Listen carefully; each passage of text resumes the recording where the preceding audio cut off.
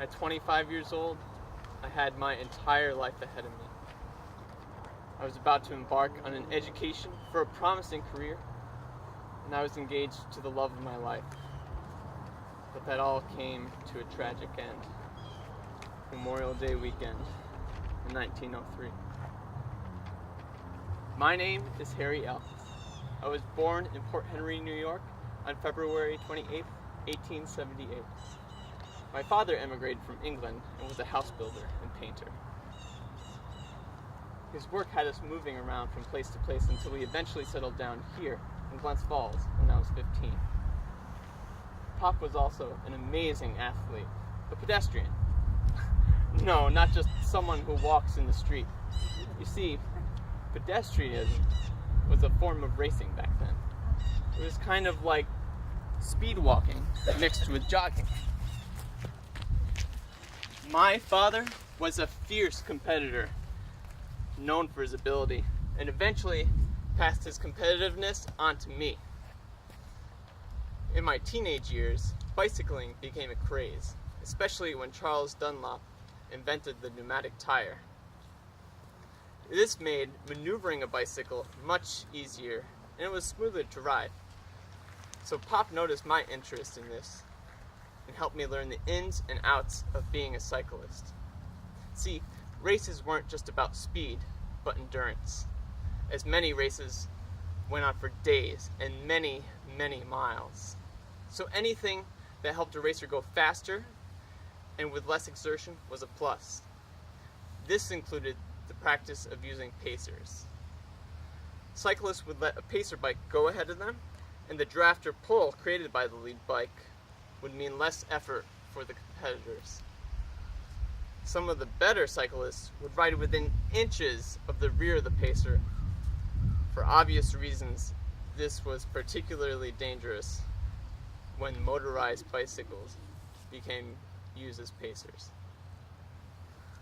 With the help of my father, I turned into a rather good cyclist, setting the world record for the mile once in 1902 and twice in 1903. Unfortunately, at this time, many cyclists started using drugs to enhance their performance. And because I was so good, many accused me of cheating. But I can honestly say I never used anything but my physical ability and personal drive. While I had accomplished a lot as a cyclist, I knew it was time to move forward in my life. I was set to retire that Labor Day in 1903, and I was going to use all the money I'd won over the years to finally settle down. My father and I were talking about going into business together as Elkes and Son, and we were about to open the Elkes Hotel in Saratoga. But at this time, I also became engaged to Edith Garrett, my closest and dearest friend since childhood. We were set to marry that autumn, after which my future father-in-law had made arrangements for me to start a physician's apprenticeship in Massachusetts.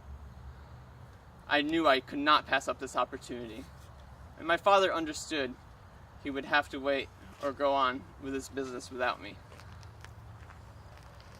On May 30th in 1903, I entered a race at the Charles River Park in Boston.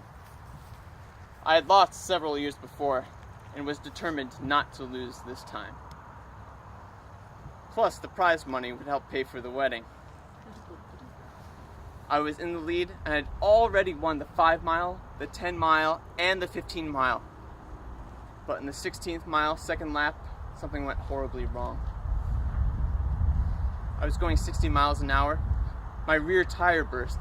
I was losing control. I knew I had to get off to the side of the track. But when I put my feet down to brake, I got flipped over the handlebars, smacked down to the pavement, and I saw the pacer bike coming straight. My head was crushed, and I was rushed to the training room for care, but it was too late. I died doing what made my future dreams even possible. I achieved many world athletic records, but I had so much more to live for. I had fame, fortune, even the love of my life. but I lost it all that fateful day. Thank you for listening.